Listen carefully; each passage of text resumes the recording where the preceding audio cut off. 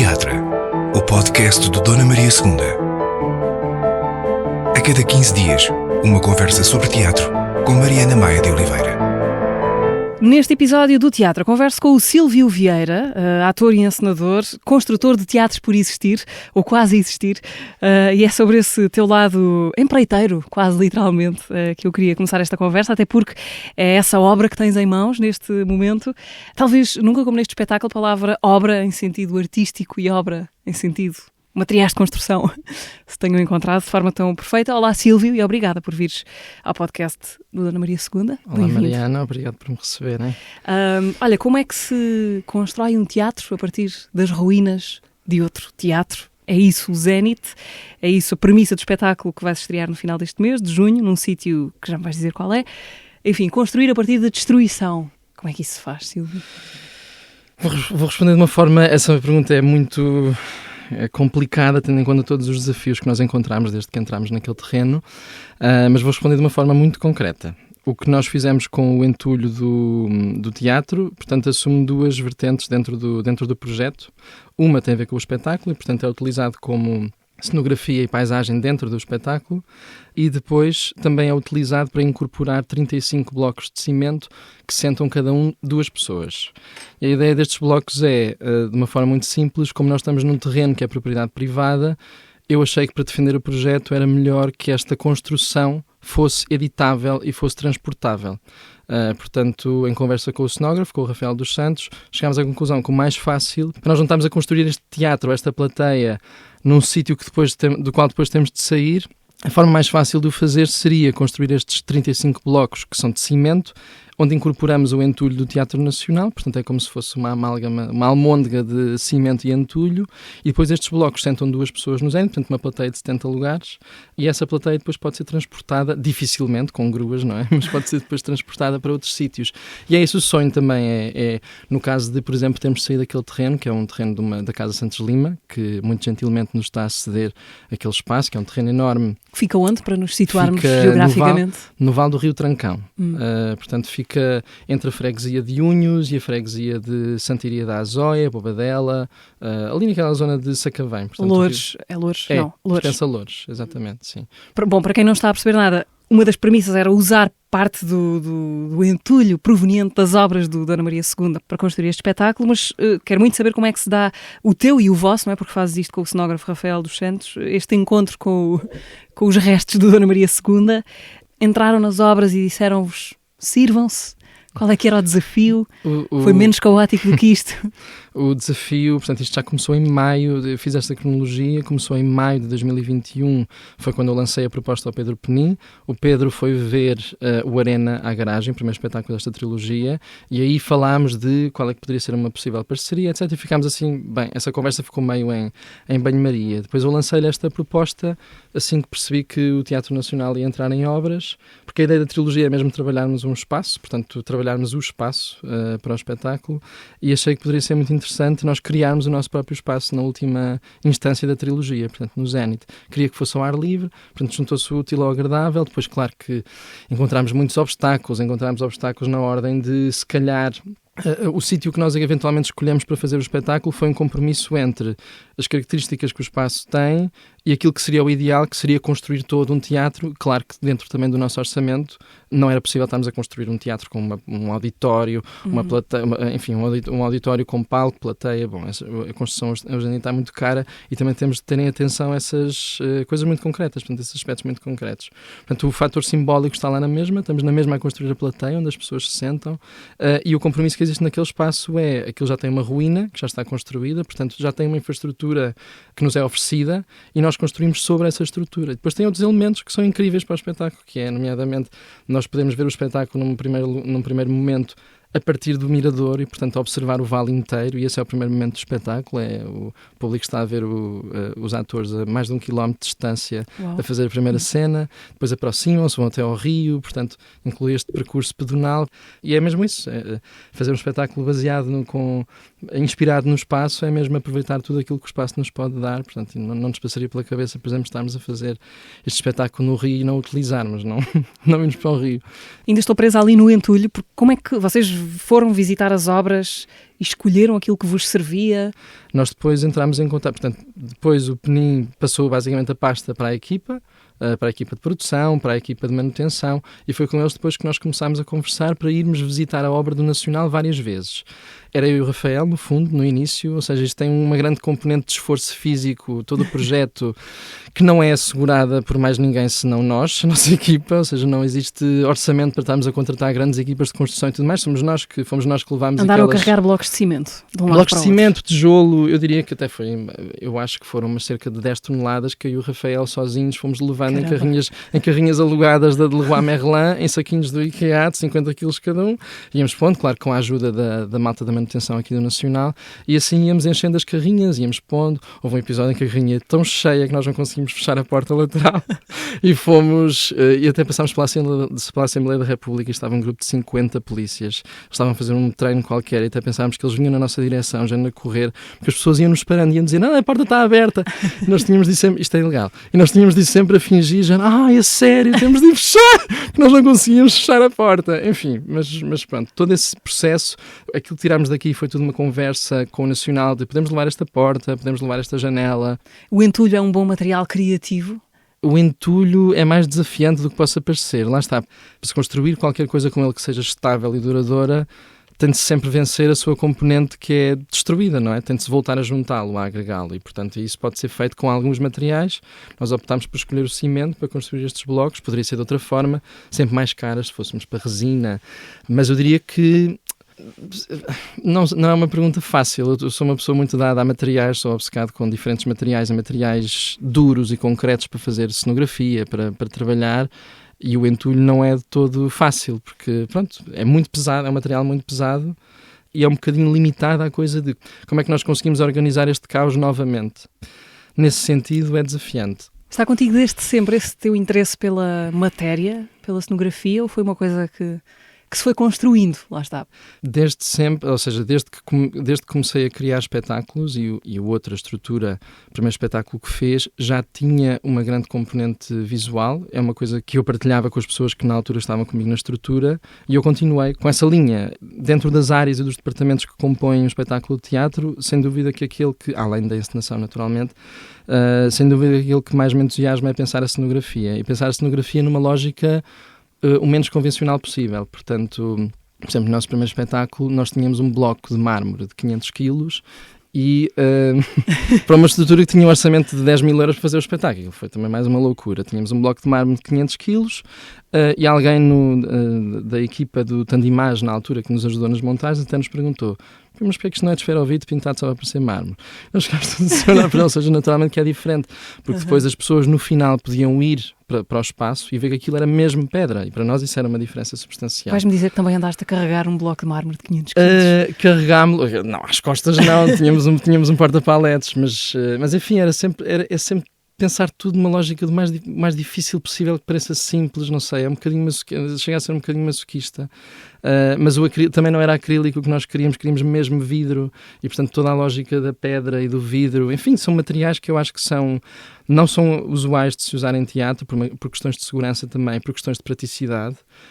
Mas são materiais que eu acho que têm uma rigidez e uma materialidade muito diferente, um brilho muito diferente, e isso para mim fascina-me. No Equador igual, tínhamos um chão no Equador que podiam ser umas placas daquelas de balneário, porque a ideia era que o chão escondesse água por baixo.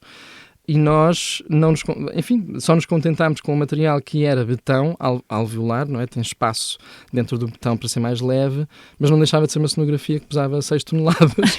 Portanto, a possibilidade depois de levar aquilo para algum lado, e é um dos desafios que eu tenho no meu trabalho, que é a impossibilidade destes objetos depois poderem viajar e ir em digressão. Pronto, isso enfim, não se pode ter tudo na vida, mas é um dos lamentos que eu faço em relação a esta trilogia é, por um lado, são especiais justamente por serem feitas naquele sítio e não poderem ser feitas em mais lado nenhum. Por outro, é bom nós levarmos as coisas a outros sítios e levarmos as coisas a outras zonas do país.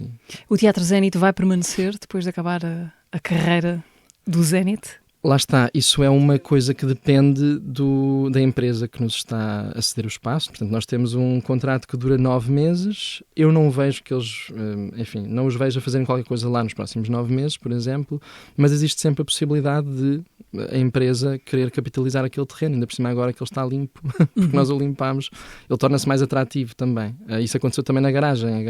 E a dizer isso, tens uma queda para reabilitar espaços e deixá-los pouco tempo depois. Justamente, e deixo-os valorizando, não é? Mas isso é logo a nossa primeira conversa quando falamos com os senhorios e com as pessoas que são donas dos espaços, que até parece que foram muitos, mas logo a primeira conversa que temos nós vamos deixá-lo de facto melhor do que o encontramos. A garagem estava cheia de óleo, estava tudo sujo, enfim, limpámos aquilo ficou tudo muito mais bonito, cheiroso, etc. E aqui neste terreno é igual.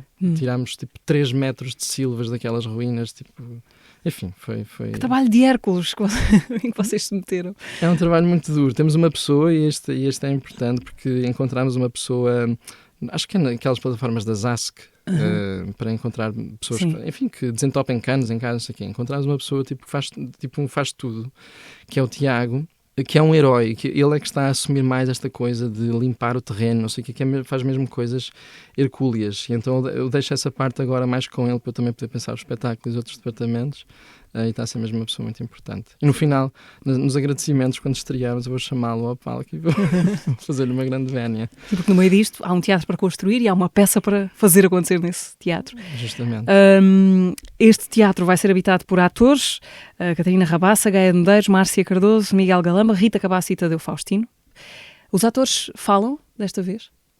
Vão falar, sim. Vão falar provavelmente nos últimos 20 minutos do espetáculo. O espetáculo tem 2h30, tem 3 partes, lá está. Tem uma primeira parte no Mirador, depois no Rio e depois na Ruína.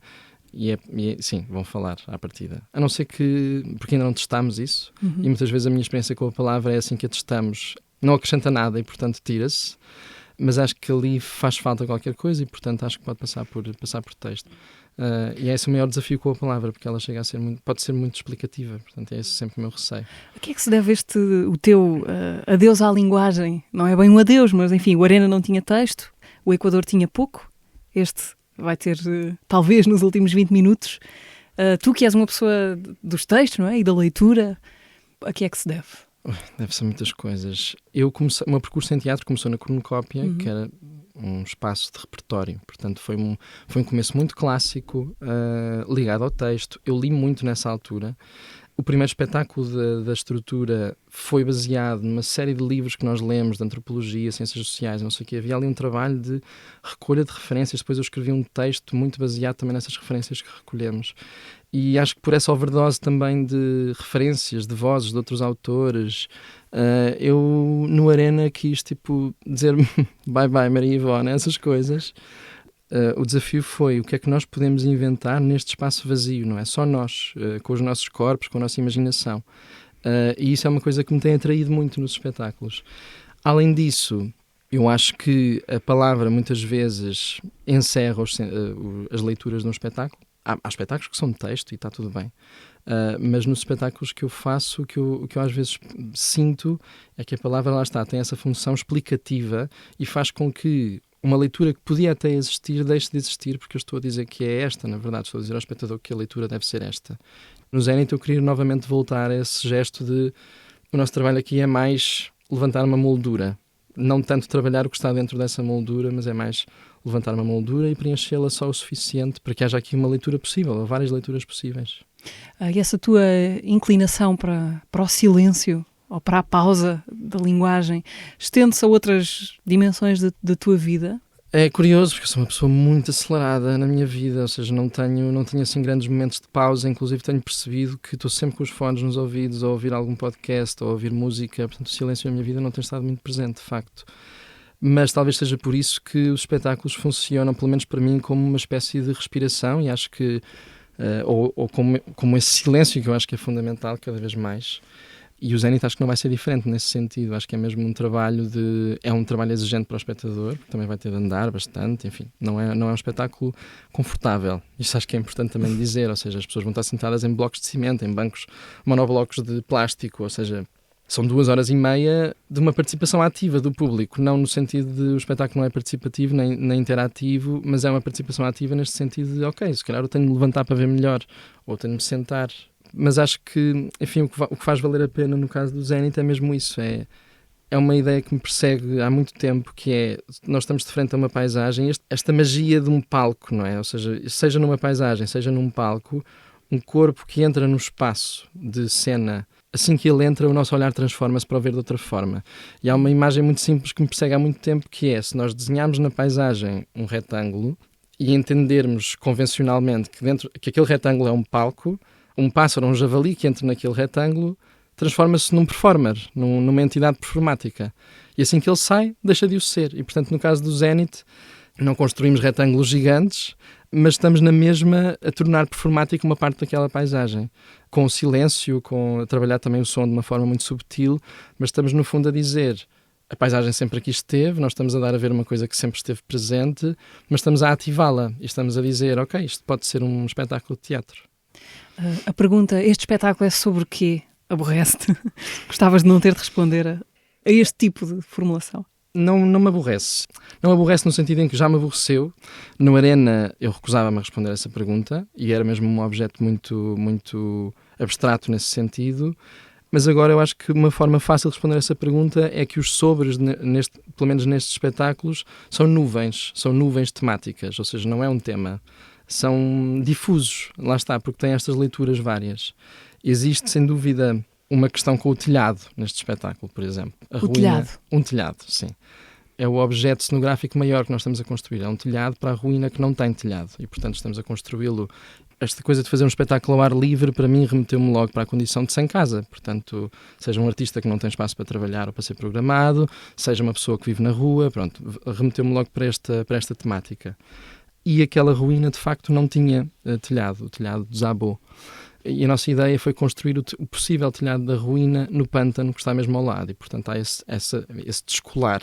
E aquelas figuras que habitam aquele vale, os atores, neste caso, o elenco, aquilo que fazem é quase dissociarem-se e habitarem aquela casa, mas que está dividida em dois. Portanto, quando nós estamos no caminho de Fátima a ver o espetáculo a partir do rio, nós estamos a ver os atores a habitarem este telhado, que é quase como se fosse uma casa sem chão. E depois, quando formos até à ruína, eles estão a habitar uma ruína que é como se fosse uma casa sem telhado. E, portanto, esta dissociação, que eu acho que discorre um bocadinho sobre esta condição de o que é isto de não ter telhado, quais é que são. Falando sobre este zénite, uma casa sem telhado é o que permite, de facto, ver o zénite, é o que permite, de facto, olhar para cima e ver as estrelas, ver o céu. Portanto, nesse ponto de vista artístico, é bom que aquela ruína não tenha telhado. Lá está. Do ponto de vista social, aí já é outra questão. Era importante para ti nomear cada um dos momentos desta trilogia com uma palavra só? Arena, Equador, Zénite? Foi um acaso? Foi um acaso e acho que também é só uma falta de talento. Eu acho que cada vez mais tenho dificuldade com palavras e cada vez que me proponho a escrever, isso também é outra questão para não usar palavra, que é, eu acho que não é de todo o meu forte. Custa-me muito escrever, não é uma coisa que eu não tenho disciplina para escrever e custa-me, não é que me doa, mas é muito desconfortável sentar-me para escrever.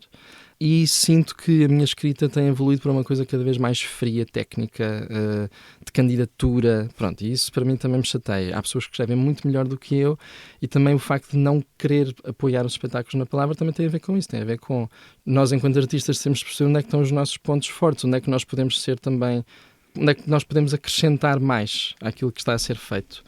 E, de facto, eu acho que no meu caso não é no texto, não é na palavra.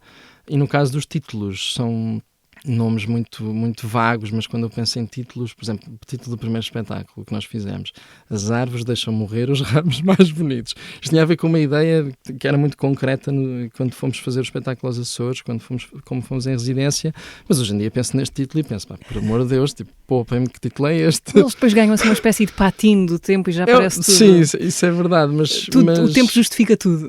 Enfim, então é um bocadinho, sim, se calhar a ideia de ser só uma palavra é ser o mais simples possível e ser o mais vago também possível, não ser uma coisa que diga. Mas achas então que o teu trabalho está a aproximar-se quase da coreografia? Não, também não tenho ferramentas para coreografar nada. Não, é engraçado porque eu às vezes penso que eu não tenho ferramentas para fazer nada. Eu rodei-me de pessoas muito, muito talentosas e acho que talvez o meu talento seja, pensar em como coordenar estas equipas. Claro que não será só aí, mas pensar também na beleza destas imagens, na forma como os corpos podem preencher essa imagem. Mas depois eu estou muito dependente, enquanto encenador, porque eu acho que, por exemplo, o processo é muito específico para os atores. Muito, muito específico no sentido de eles são mesmo lançados ao espaço vazio nas primeiras semanas. E isto não é para todos os atores. Eles ficam a bater com a cabeça nas paredes, não sabem o que estão a fazer. Porque para mim, eu já experimentei, por exemplo, escrever coisas, agora façam a partir da escrita. E o resultado é sempre muito mais limitado do que se eu contar com a criatividade deles e a imaginação deles para eles preencherem o espaço como eles entendem, como a intuição deles manda e diz. Eu acho isso muito mais interessante, só que isso significa que eu só estou ali para lançar enunciados. Agora preciso que não sei o que preencham este espaço com uma ação, por exemplo, esse género. Depois o meu trabalho é muito de colar as coisas, de montar as coisas. Depois, claro, tenho ideias, tenho ideias concretas para serem executadas, mas nesse sentido aprendi a entender estes projetos como co-criações com os intérpretes. Bom, o Teatro Zénite é inaugurado 27 de junho e fica em cena até 21 de julho. Praticamente um mês em cena. Vamos atacar essa ideia de espaço e de construir um espaço e de ocupar um espaço que, como já percebemos, tem sido muito importante para ti nestes últimos anos e nesta tripla de espetáculos que começou com o Arena, continua com o Equador e acaba agora com o Zénite. Em 2021 vocês ocuparam essa tal antiga garagem do Chile, uma oficina de automóveis em Arroz durante um período, ficaram lá uns meses. Isso veio de onde? Onde é que aparece a possibilidade de repente de alugar um espaço tão inusitado para o habitar artisticamente durante uns meses, não é? Isso era claro que seria durante um período. Também é uma resposta muito concreta. Idealista, um espaço para alugar. Sem dúvida que há uma motivação muito utópica, mas... Mas só a falar idealista, site de pesquisas, vamos ver sítios para alugar. Certo, não, eu pensava que estavas a falar de idealista no outro sentido. Mas foi boa a tua interpretação. Mas sim, não, foi, agora estás a falar nisso, foi no LX que nós descobrimos a garagem. Se não foi no idealista, mas foi no LX, não estiveste nada longe. Mas aquilo foi, portanto, só foi possível porque conseguimos o Garantia Cultura, portanto surgiram 40 mil euros assim, porque o apoio do Garantia Cultura, apesar de ter tido muitos problemas, foi atribuído rapidamente e quase sem concurso. Claro que não foi só, ok, temos aqui 40 mil euros, vamos alugar uma garagem. Era uma frustração muito grande que eu tinha e continuo a ter, que é, os espaços de programação hoje em dia estão feitos para espetáculos que podem viajar. Estão feitos para espetáculos com cenografias simples, com cenografias leves, e no caso do Arena, ele inicialmente ia estrear no Teatro Meridional. Portanto, a ideia já existia antes. Já. E a ideia era só fazer um espetáculo sem palavra a partir de música. Portanto, que a música fosse quase que fosse o texto do espetáculo. Portanto, pegávamos na Quinta Sinfonia do Beethoven, o que é que aquilo nos sugere? É partir pratos? É um casal a discutir? É o que seja. Era quase que usá-lo como mote de improvisação, as músicas. Íamos fazê-lo no Meridional. Entra a pandemia, o Meridional fica com dificuldades de programação, naturalmente, tem as suas próprias criações para programar e nós ficamos sem espaço. E a alternativa que temos, com um espetáculo que já tinha reunido alguns apoios, era ir para fazer 3 dias não sei aonde e pronto, fazíamos aquilo um fim de semana e para mim era inconcebível, porque são espetáculos, pelo menos estes, são espetáculos com um esforço humano, físico, psicológico, emocional da equipa toda muito grande para serem apresentados 3 dias e depois sejam tão difíceis de viajar. Portanto, no caso do Arena foi isso que nos levou, sobretudo foi uma resposta em relação, não só à questão da overdose de palavra que eu já falei, mas em relação a esta questão de queremos mais tempo em cena, para as pessoas poderem, em boca a boca, dizer ok, olha, está um espetáculo fixe a acontecer ali. E, de facto, nós tivemos a 2 dias da estreia, tínhamos para aí 20% dos lugares vendidos. Aquilo podia ter sido um fiasco gigante. Não foi, porque as pessoas, quando começaram a ir à estreia, o boca a boca começou a funcionar, aquilo tornou-se mesmo um sucesso rapidamente, um sucesso de bilheteira, depois esgotou e tudo mais. Mas depois também havia uma motivação utópica para aquilo que eu tinha, que era... Gostava de explorar outras formas de trabalhar com uma equipa. Vamos para uma garagem, de facto podemos fazer as nossas regras, mesmo laborais, e perceber como é que nós podemos inventar aqui uma espécie de, não digo uma comunidade... Fundar uma sociedade. Mas sim, fundar uma micro-utopia. Justamente, era mesmo essa a ideia, mas depois percebi com algum desencanto que se estivéssemos num sítio isolado, porque eu acho que as residências têm essa possibilidade de as pessoas estão ali todas para em redor daquele espetáculo, ou daquele residências artísticas. Residências artísticas, desculpa. Naquele caso, continuava a ser, apesar de estarmos numa garagem, continuava a ser, estamos aqui 4 horas, agora vamos para a nossa casa, a nossa equipa. Ou seja, esta ideia utópica não se consegue concretizar dessa forma. Claro que há ali coisas que surgem que são inesperadas, não é? De repente tinha um elenco, toda a equipa ajudava a limpar todo o espaço. Éramos nós que fazíamos a manutenção do espaço. Isto é uma coisa que é diferente. Mas a nível de questionamento mesmo da nossa forma de trabalhar, é uma coisa que eu acho que é muito difícil, porque é uma coisa muito enraizada em nós. Pronto. E acho que ainda há pouco tempo escrevi um texto sobre isto, aqui até para uma publicação do teatro. Eu acho que estaríamos dispostos a levar as nossas maneiras de trabalhar antigas para os sítios mais inóspitos do planeta, ou seja, nós agora estamos no Zénite e mais uma vez essa questão também é sempre, há ali uma linha muito tenue, não é? Entre o que é que eu posso pedir a um elenco e aquilo que eles estão dispostos a fazer, mesmo que seja num sítio que tem um rio cheio de lodo, pronto, tenho na mesma de garantir uma série de condições de segurança, etc.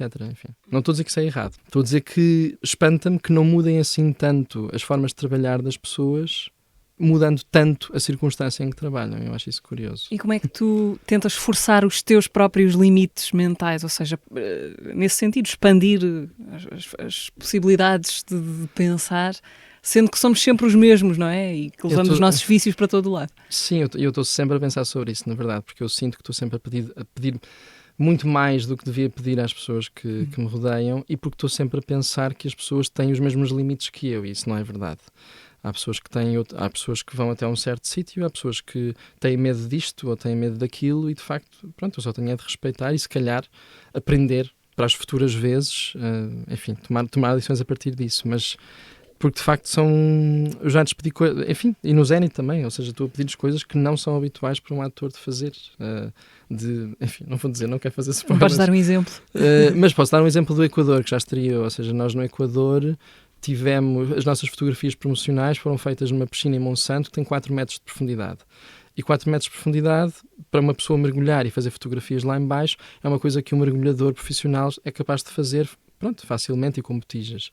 Para os atores não, e aquilo, ou seja, eu acho que são esse tipo de coisas que eu vibro imenso com esse tipo de coisas. Eu tenho aquele espírito aventureiro que faz com que esse tipo de coisas sejam para mim aquilo que me mantém.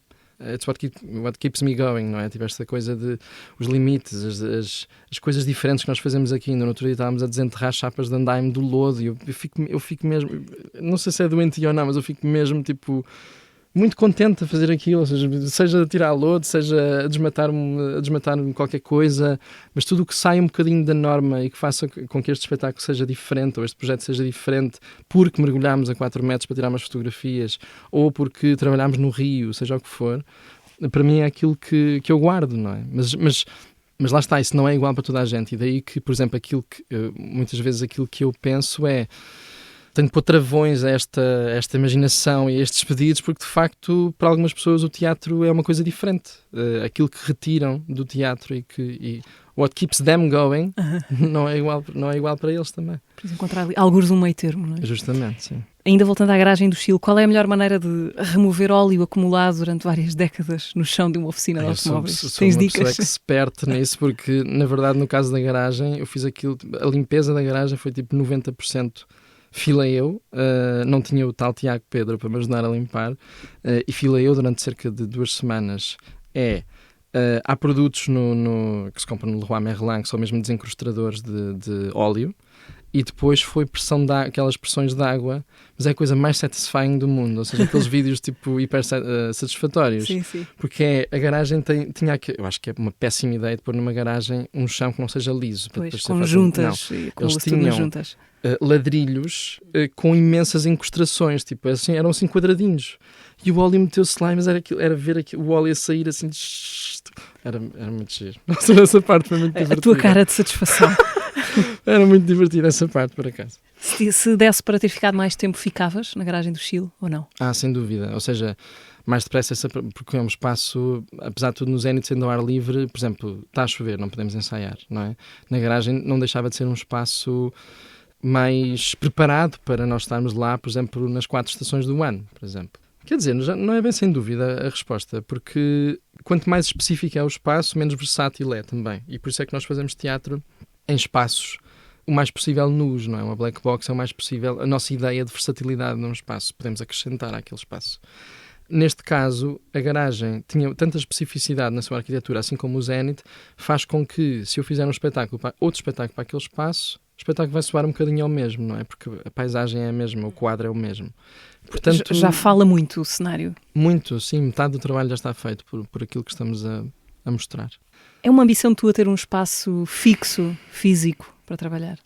Já pensei tanto nisso e eu acho que sim, porque acho que é uma liberdade muito grande, por exemplo, estar a ensaiar, ter um sítio para ensaiar.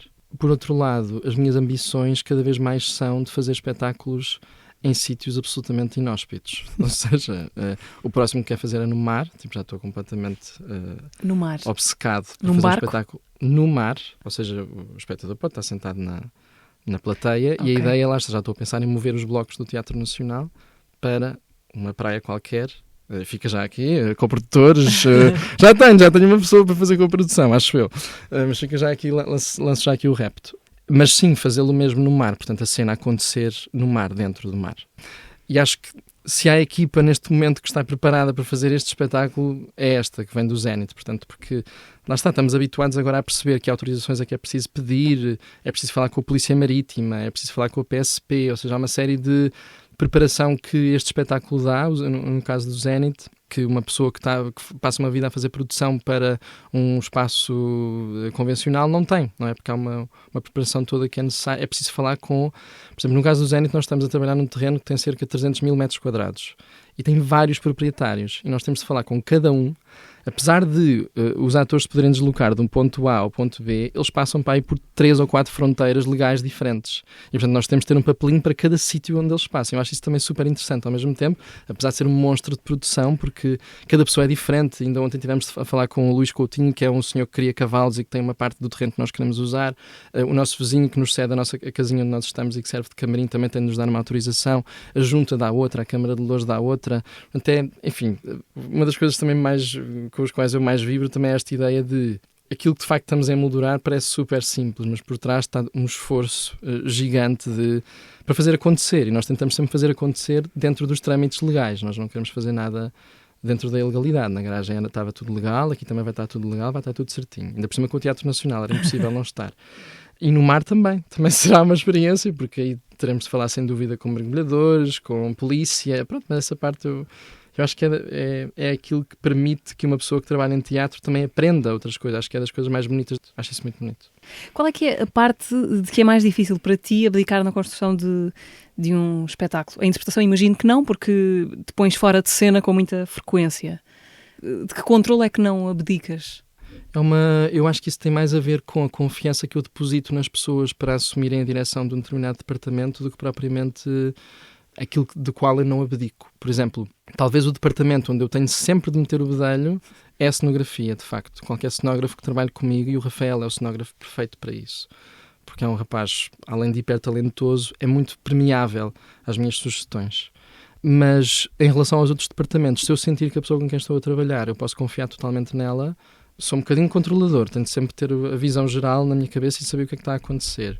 Mas, por exemplo, tive essa experiência agora com a produção. A Daniela, que eu encontrei e que faz produção, fez uma carreira de produção em cinema, está a fazer produção para teatro pela primeira vez, e é a primeira vez que eu tenho também uma pessoa de produção específica a trabalhar no projeto. E sinto que, de facto, ok, eu posso respirar um bocadinho, tenho de fazer produção na mesma, porque sou eu que a dirijo, apesar de tudo, ela está a fazer produção executiva, mas posso confiar que este assunto está, tipo, entregue a esta pessoa e não tentar ali em cima dela. Eu acho que para responder à tua pergunta, acho que tem mais a ver com as pessoas e com a sua competência com a sua competência do que provavelmente com eu não consigo abdicar disto.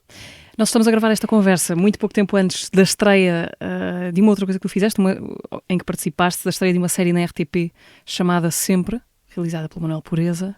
Quem és tu no Sempre? Sou o soldado Armínio, portanto, a série do Manel acho que é isso que se chama uma antologia, portanto são 6 episódios distintos, depois só se tocam ali no final, que é no momento da celebração da Revolução na Avenida. O meu episódio centra-se na história deste Armínio, que é um soldado que perdeu o irmão, é um GNR, e todo o episódio, enfim, eu acho que a ideia por trás de cada episódio é uma libertação qualquer, não é? Estamos a falar do 25 de Abril. No caso, o soldado Armínio perde o irmão, está no quartel do Carmo no momento da Revolução, portanto está do outro lado da barricada, ou do lado que nós não estamos tão acostumados a ver, e o episódio centra-se neste trajeto que ele tem de querer sair para poder ir contar à mãe que o irmão morreu e ela não saber por outra pessoa. E, portanto, o episódio depois termina com ele a sair mesmo e ver a multidão que já está a celebrar o 25 de Abril. É isso, mais ou menos. Recentemente foste também, quer dizer, eu digo recentemente na medida em que as coisas nos chegaram, mas imagino que sejam coisas que já fizeste há algum tempo. Foste também coronel no cinema, no Nação Valente, o filme do Carlos Conceição. Como é que foi essa experiência? Foi incrível. O Carlos é um dos meus maiores amigos neste momento. uma pessoa muito especial para mim, inclusive foi ele que fez o registro do Equador, o registro de vídeo que ainda não lançámos.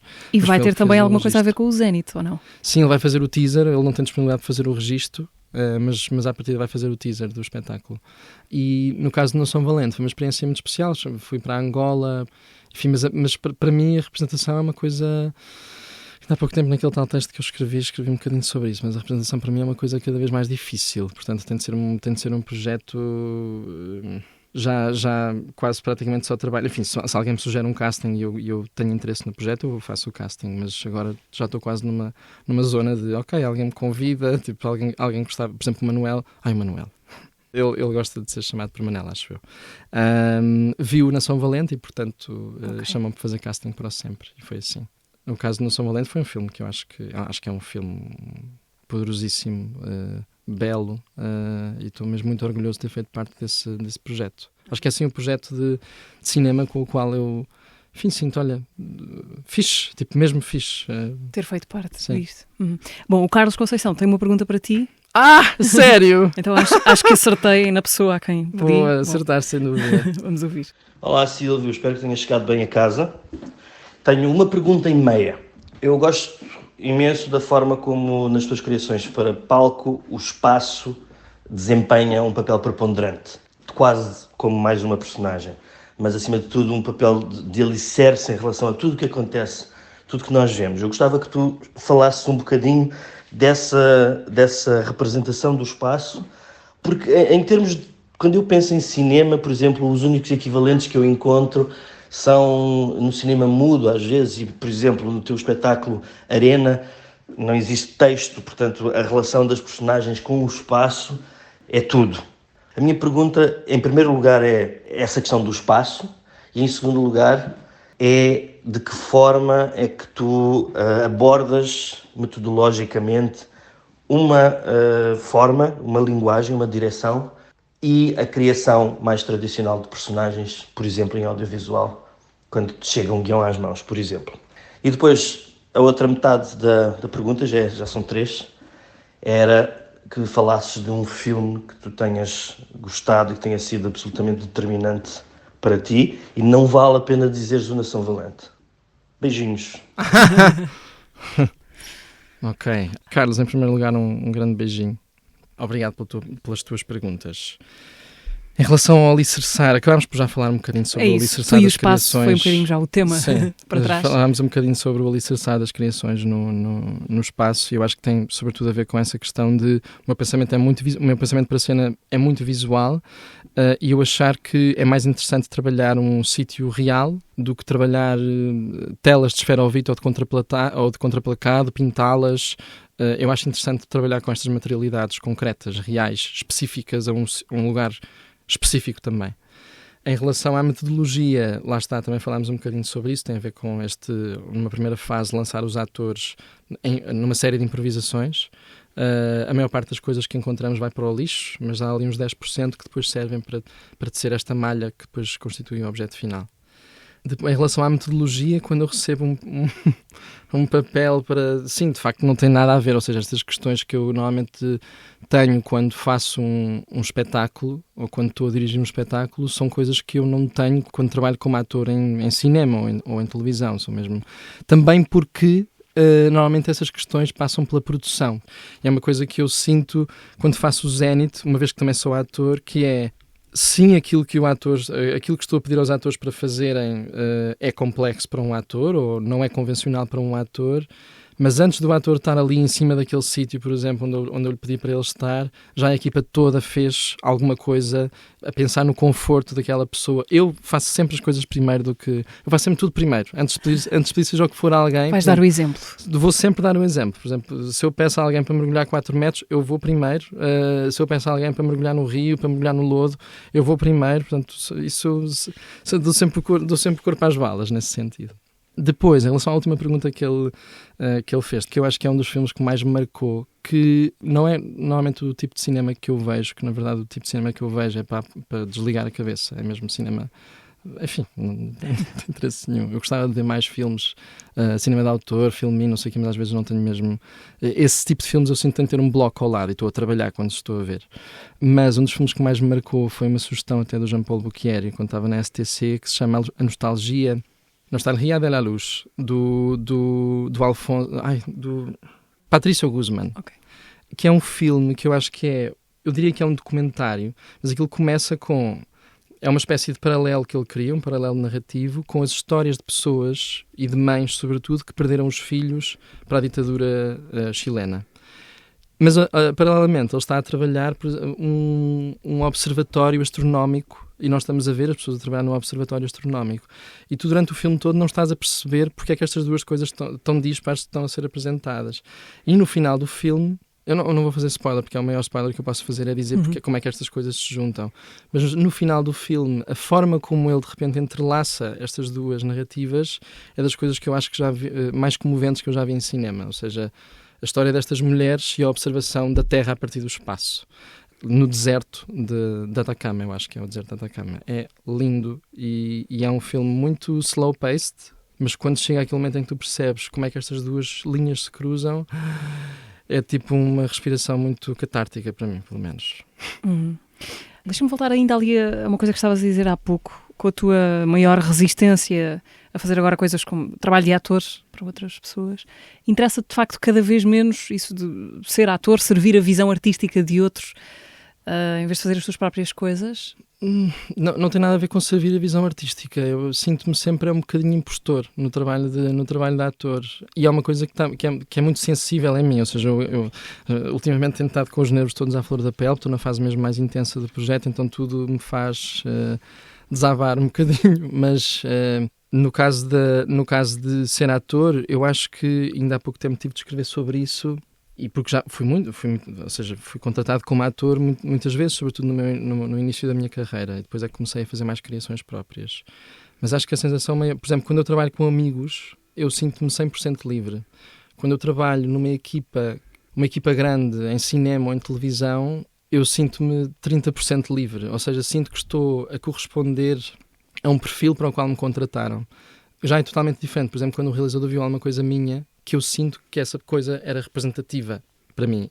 A conclusão a que eu cheguei nos últimos tempos, porque tive de refletir sobre isto, tem a ver com o facto de ser queer, ser gay, só que o meu perfil não é isso que me pedem quando me chamam, por exemplo, para fazer um cinema ou televisão. E não estou a dizer que é isto que um ator tem de fazer. O ator não tem de fazer de si próprio em todas as criações. Mas, de facto, existe uma vontade qualquer num intérprete queer em honrar uma verdade ou uma essência que ele não consegue honrar na vida. Pelo menos totalmente. E eu acho que é isso que faz com que tenham sido coxas quase todas as minhas participações em televisão e em cinema, que é... Eu senti que não estou a ser totalmente justo comigo próprio. Eu nunca fui. E a partir daí foi uma escada de estão a contratar-me com base naquele namorado que eu fiz ali ou naquele soldado que eu fiz acolá ou não sei o quê. E por muito que saio sempre dali com uma sensação, ok, sim, pronto, eles acham que está um bom trabalho, fixe... Eu continuo a achar que ainda estou à espera de uma oportunidade para poder ser 100% livre num filme que faça ou numa série que faça, seja o que for. E acho que tem a ver com isso, tem a ver com, especificamente no caso dos intérpretes de queer, eu acho que, por exemplo, em teatro, fiz de prostituta num espetáculo com as Crianças Loucas. Foi das coisas que me preencheram mais em toda a minha carreira. Uma encenação do João Cachola. E depois o Carlos, curiosamente, ao ver essa prostituta, contratou-me para o Nação Valente para fazer um soldado. Para fazer este coronel. Portanto, eu acho isso também muito curioso e também tem a ver com a intuição que o Carlos tem para estas coisas. E daí talvez também que o Nação Valente tenha sido um processo muito mais feliz para mim. Portanto, sim, acho que é isso. Acho que um intérprete gay, ou seja, que sinta que... Porque mesmo que eu seja assumido hoje, eu sinto sempre que há qualquer coisa que eu em público tenho de reprimir de alguma forma e eu acho que a pessoa gay ou que procura num espaço de interpretação qualquer coisa que a liberte.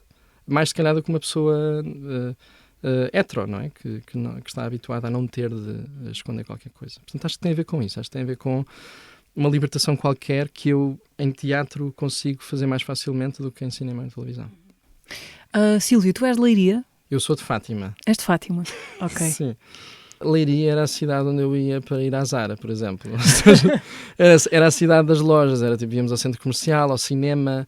Mas então cresceste em Fátima, é a tua cidade de infância? Cresci em Fátima, a minha cidade, 18 anos lá. Uhum. Como é que é a tua relação com Fátima hoje? Não tenho, ou seja, eu acho que Fátima é uma zona muito conservadora e eu, enquanto pessoa que cresceu gay naquele sítio, gay, eu gostava de rapazes naquele sítio, só mais tarde, quando eu me assumi, é que percebi o quanto a repressão pode ser silenciosa, ou seja, não era explícita. No meu crescimento, a repressão lá não é explícita. Ninguém te diz, isso aqui...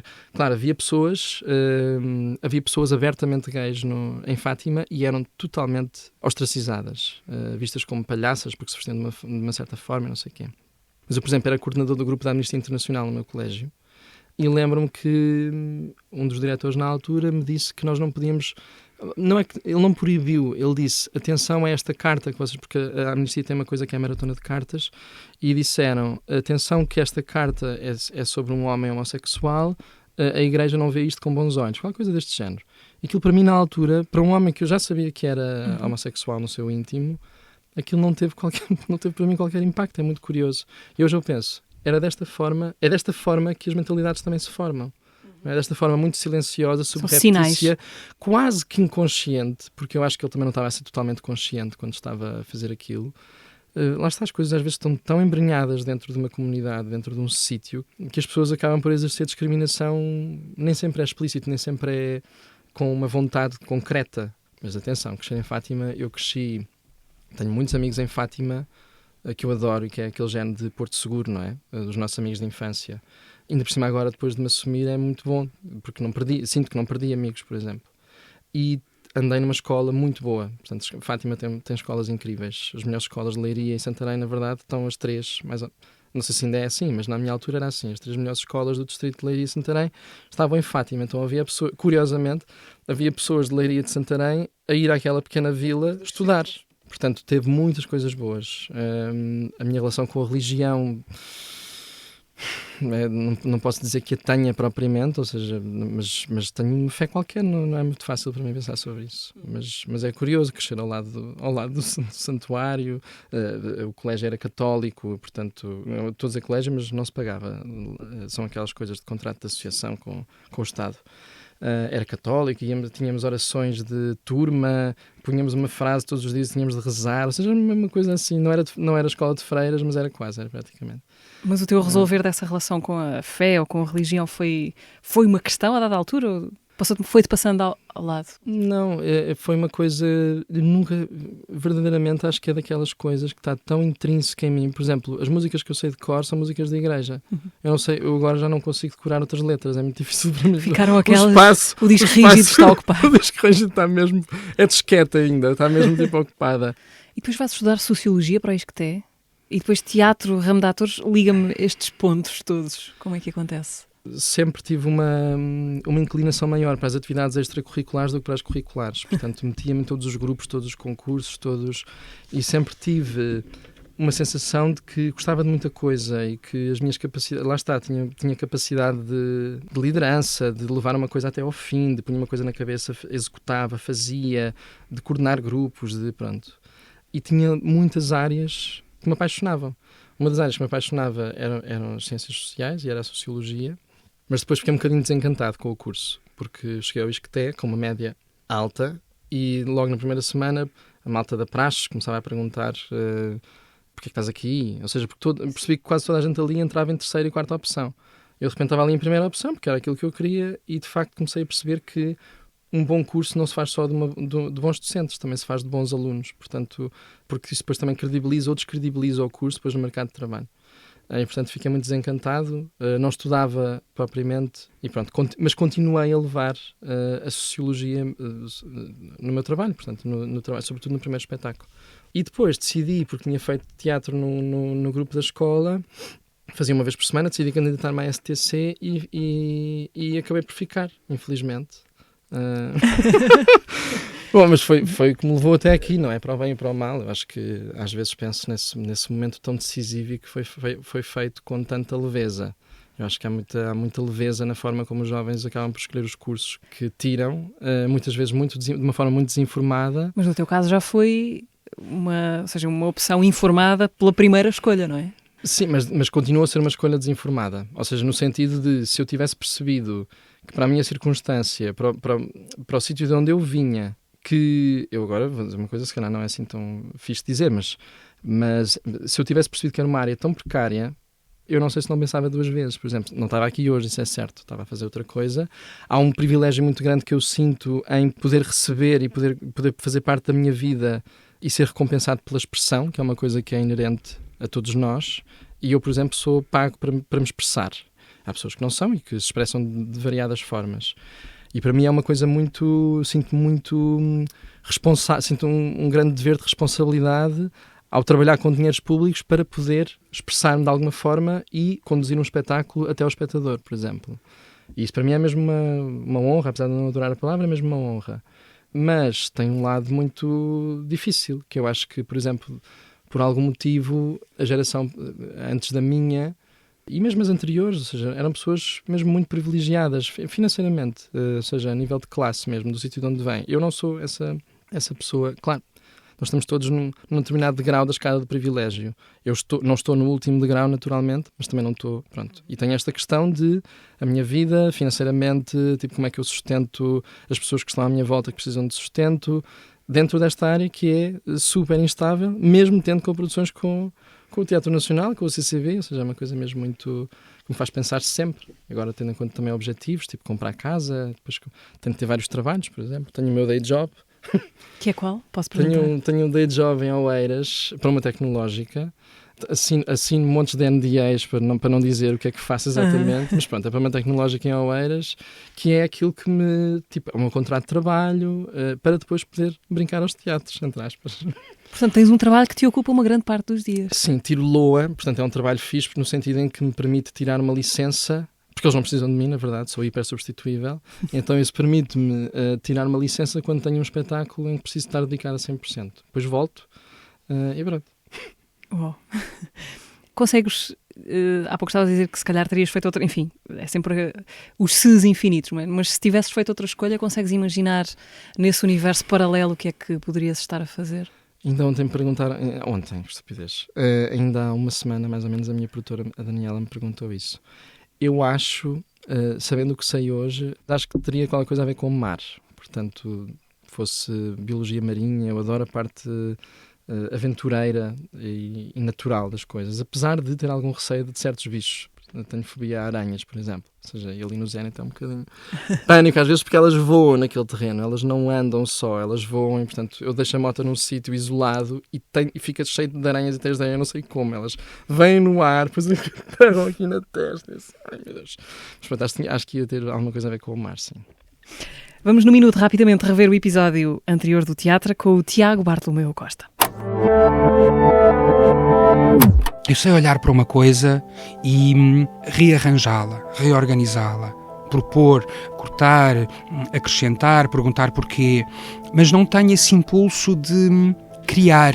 Eu acho que escrever sobre um espetáculo é como quando te perguntam como é que decorreu o dia, tu organizas uma narrativa. Quando eu escrevo um texto, não faço save. Gosto dessa adrenalina. Pronto, e se perder, perdeu. Eu sempre achei, por exemplo, que os teatros deviam ter um relógio em contagem decrescente para dar conta de quanto tempo é que falta, para vivermos numa tensão permanente. Eu gosto imenso de espetáculos falhados. Tu percebes que as pessoas trabalharam, mas que aquilo não correu bem, que lhes escapou. É muito bonito ver um espetáculo a desfazer-se. Cada vez que vou ver um espetáculo, por mais cansado, por mais descrente, por mais... acho sempre que aquele espetáculo pode mudar a minha vida. Acho mesmo. Estes últimos 3, 4 anos foram muito importantes para eu deixar de ter medo de sonhar em grande. Eu acho que tenho uma dificuldade em aceitar a verdade e a realidade e os impossíveis porque sou formado na ficção. Tiago Bartolomeu Costa no episódio anterior do Teatro. Todas as conversas disponíveis no Spotify, YouTube, SoundCloud, Apple Podcasts e Google Podcasts. E agora é a altura da tua sugestão, Silvio. Da minha sugestão. Então, Eu acho que a minha descoberta artística do ano passado, ainda não fiz a minha descoberta artística deste ano, mas a minha descoberta artística do ano passado foi um artista musical, cantor, intérprete, que é o Asaf Avidan. E eu descobri uma música dele, estava a ouvir no shuffle das descobertas, não sei o que, no Apple Music, e apareceu uma música dele de Between These Hands, que está no filme do Alfonso Cuarón, agora sim, o Roma. E eu não estava a perceber aquela voz para mim. Eu tenho uma voz muito andrógena. A minha mãe perguntou logo: ai, que raro canta essa mulher, porque a minha mãe é venezuelana. Que raro canta essa mulher, ou seja, que maneira estranha dessa mulher cantar. E é um homem. E depois eu fui ouvir o álbum e descobri que ele dava um concerto em Lisboa no dia a seguir ao momento em que eu descobri esta música. Comprei bilhete, fui ao concerto, o concerto foi incrível. E a minha recomendação é o álbum dele live, ou, portanto, ao vivo na Acrópole. Live at the Acropolis. São tipo 20 músicas, cada uma mais brilhante do que a outra. Acho que é uma viagem, ajudou-me a superar uma perda que eu tive recentemente e, portanto, acho que é uma viagem mesmo pela perda. Enfim, ele tem uma voz que me toca mesmo muito e eu acho que poderá tocar também outras pessoas. Portanto, é a minha recomendação. Uhum. A tua mãe é venezuelana? É. Veio para Fátima? Minha mãe é venezuelana, veio para Fátima com o meu pai, porque o meu pai emigrou para a Venezuela primeiro. Ok. Teu pai é português? É, meu pai é português. Depois veio com a minha mãe e agora, portanto, eles depois, entretanto, separaram-se. Estão os dois em Lisboa, na verdade. Está há 25 anos, ainda não perdeu o sotaque, que eu acho incrível. Mas cresceste então num ambiente bilingue?